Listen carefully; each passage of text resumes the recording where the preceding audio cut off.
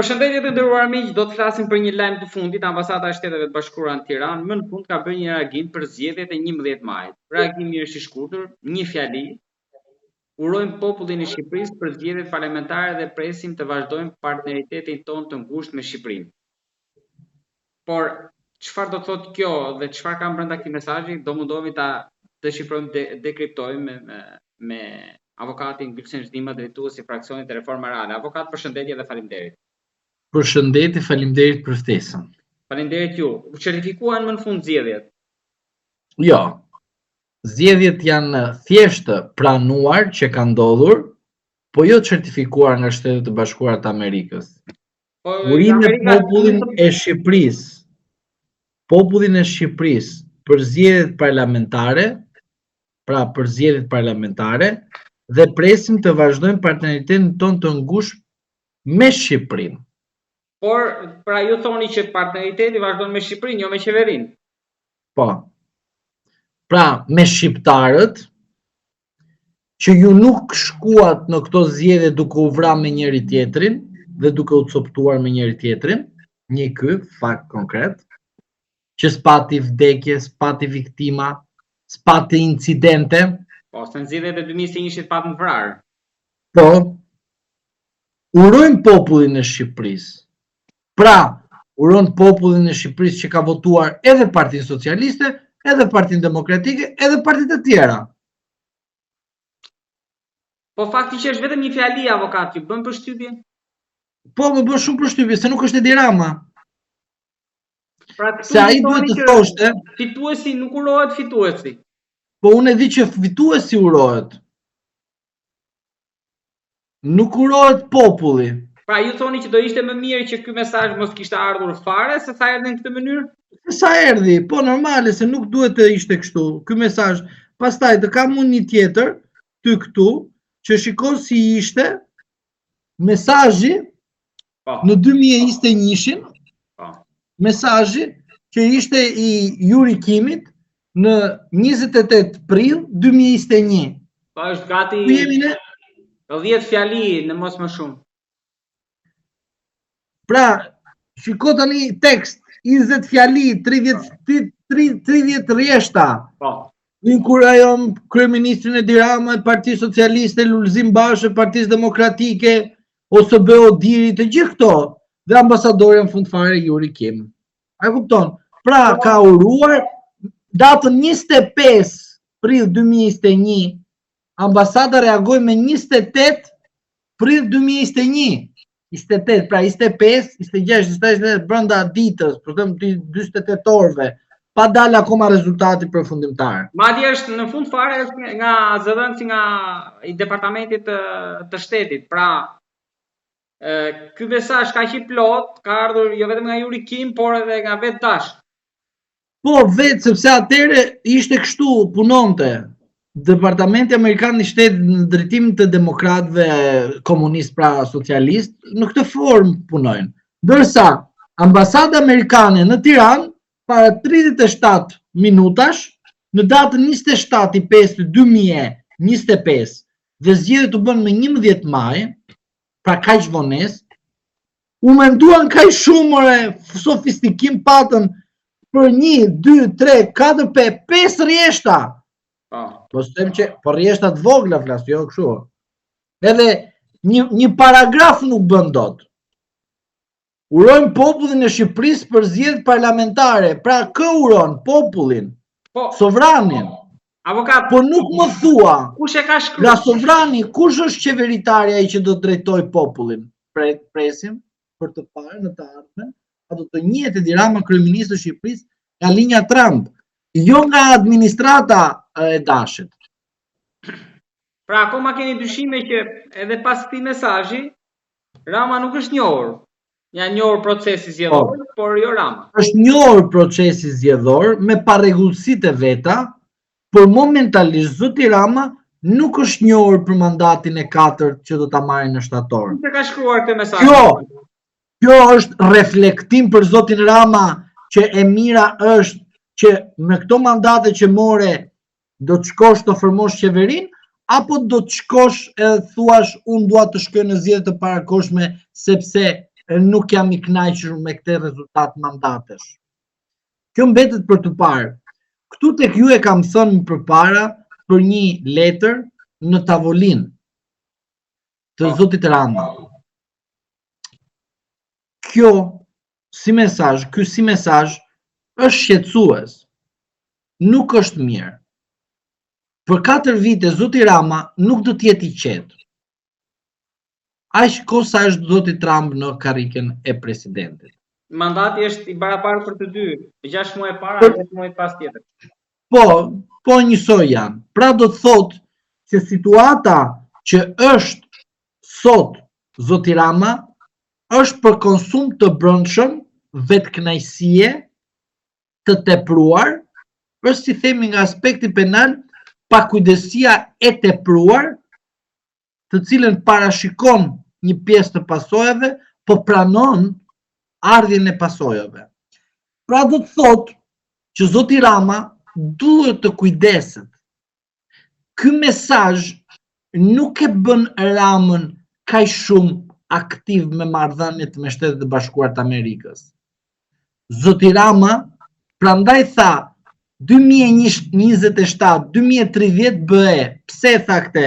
Që të heqi vëmendjen tek populli shqiptar për Amerikën, se kur u bë lufta me Ukrainën, zoti Rama ishte pjesëtar i OKB-s, shumë aktiviteteve, Këshillit të Sigurisë, ve Bideni përpara ne tabel qitje për të dhënat tona personale, vend thënin që na ka sulmuar Rusia, na ka sulmuar Irani, ku i diet ku i bjen, pra edhe Yuri Kime dinte që ne do sulmonim nga Irani, është pa e imagjinuar, nuk e dinte Shiku që me para tona, edhe i kemi parë djavës majt duke na përgju, edhe mi që na përgjojnë të nxjerrin asgjë, po mirë kjo, po dinte Yuri Kime edhe asnjë nga Shiku nuk dinte që ne po na vjen një armik i pa imagjinueshëm. Vetëm Shqipëri ndodhen këto gjëra. Ka komente në rrjet, avokat, unë do të lexoj një. Kërshnik Spahiu shkruan që pa koment SBA një rezultatin e zgjedhjeve. Doktor Berisha shpresa e vetme të ngjelet Moskva, ambasada ruse ende po hesht. Për sa i përket zotit Spahiu, e mira ishte të na thoshte për plepat një dhe për sistemin e drejtësisë asaj të kohe, që del edhe i bën lavazh SPAK-ut, të na thotë ky SPAK a vjen si pasojë e plepave të një dhe thjesht është bërë vetëm një lavazh edhe janë pastruar, por të mbetjet kanë qenë gjithmonë të vjetëra. Pastaj për sa i përket pjesës së tij që nuk u bë deputet dhe u bë armiku kryesor i Partisë Demokratike, sa ai nuk është armiku kryesor i Sali Berishës. E keni keq kuptuar. Ai është armik kryesor i Partisë Demokratike. Sepse Aleanca Kuqezi shkoi te Çadra, u bë pjesë me Çadrën dhe ai gjithmonë sulmon PD-n, sepse nuk e bërën deputet. Tani mllefet, jam mllefet, unë nuk do merrem edhe t'i komentoj. Avokat, ishte thjesht me doli komenti, prandaj e lexova. Nuk kam çfarë të komentoj. Dallimi mes uriveve që vinin nga Europa, që me padurim presim bashkëpunojmë, vazhdojmë etj, me padurim i madh, është komplet si nata me ditën. Shtetet e Bashkuara të Amerikës me linjën Trump është ndryshe. E kam thënë tek ju edhe po e them. Nuk i intereson atyre të bëjnë burokracinë e tepruar si administrata Biden. Ata punojnë me strategji, me linjë, dërgojnë mesazhin aty ku duhet shkojë mesazhi.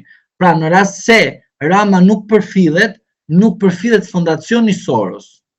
Sepse ata e din shumë mirë që Rama dhe Partia Socialiste është financuar nga fondacioni Soros. Deputetët e saj vinë si pjesë e fondacionit Soros dhe ata nuk mund të mos ta njohin procesin. Ata njohin procesin, por nuk njohin kryeministrin akoma.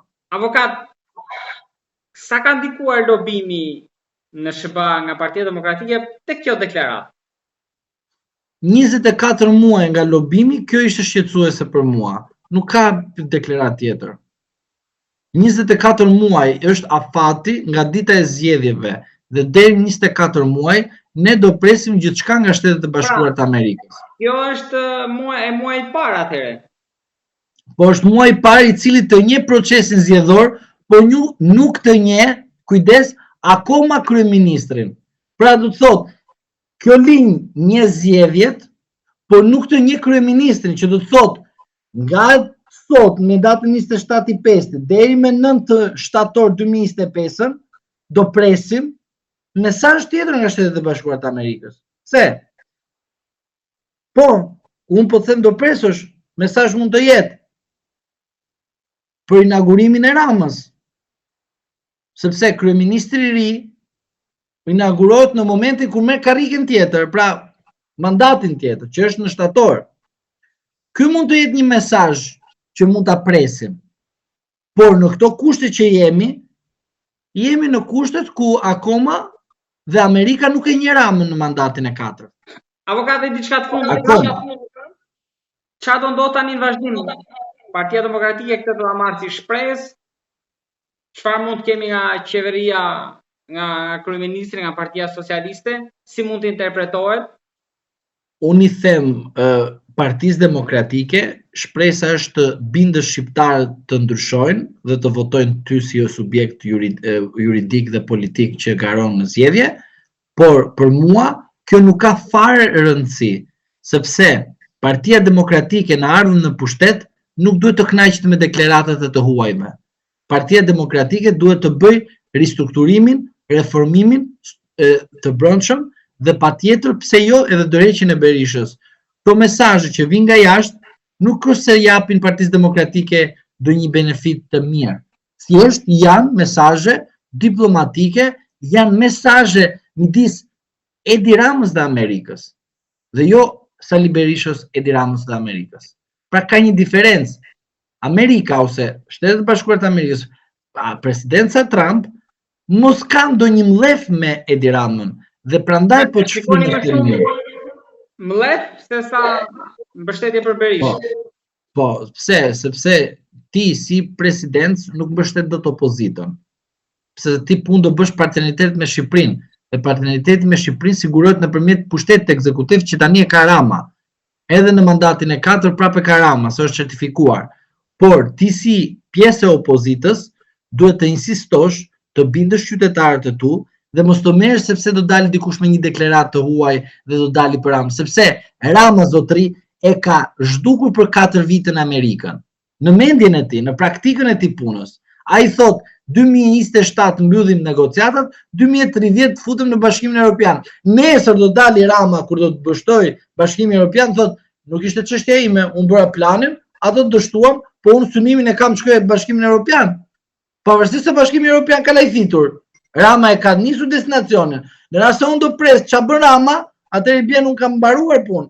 Unë them tek demokratët dhe Partia Demokratike, zotri Rama e ka gjetur planin B, justifikimin e radhës në dështimin e negociatave dhe mbylljen e kapitujve.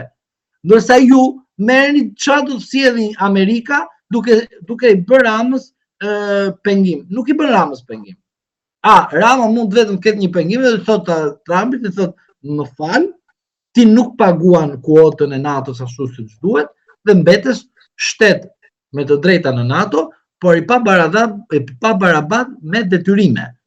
Pra do të thotë Rama është si ajo rasti, nuk e dia ju mani men, ishte rasti që kur Trumpi erdhi për herë të parë, tha do drekoj vetëm me shtetet që pagojnë në NATO. Dhe I tha 10 vende, nga 20 e sa kusur që janë. Dhe gjithë këta mizat e shteteve të tjera, në të njëjtën kohë sa morën këtë informacion, të gjithë shpikën agjendat e tyre në një institucion tjetër, shkonin jashtë shtetit ta. Po më ka ftu kjo president, më ka ftu ky tjetri, çfarë që mos u dukshin tek vendi tyre që Trumpi as I llogariti fare dhe justifikuan aktivitetet e tjera. Po ku ka aktivitet kur të fton presidenti amerikan, thoshtin fal se mua po më fton presidenti I Kilis apo presidenti I Marokut. E kupton ku jemi. Pra, Partia Demokratike mos të pres çfarë do bëj Amerika, por të veprojë shpejt dhe të shikojë se si do të ristrukturohet.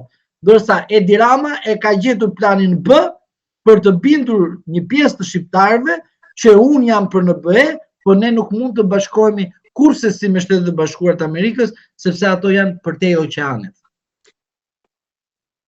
Ky është vetëm fillimi i bisedës për të zbërthyer këtë mesazh që hapin e parë ju e hodhët dhe në vazhdim do të kemi biseda të tjera, pasi ashtu sikur ju thatë, do të ketë reagime nga dyja palët, por edhe reagime tjera që mund vinë përtej oqeanit. Avokaton, falenderoj shumë. Do të vinë patjetër reagime, do të vinë patjetër takime, do të vinë patjetër gjëra të tjera që kanë lidhje edhe me Kosovën.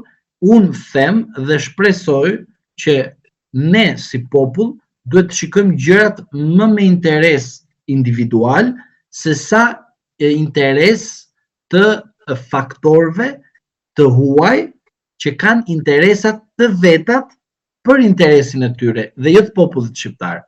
Është e gjerë kjo si fjali që them, por uroj gjithmonë që populli jon të kuptoj qartazi dhe reagimet dhe mos të emocionohet ndaj çdo lloji reagimi të huaj, sepse ajo që unë kam parë dhe e shikoj është që shtetet me njëra tjetër do të funksionojnë dhe do punojnë.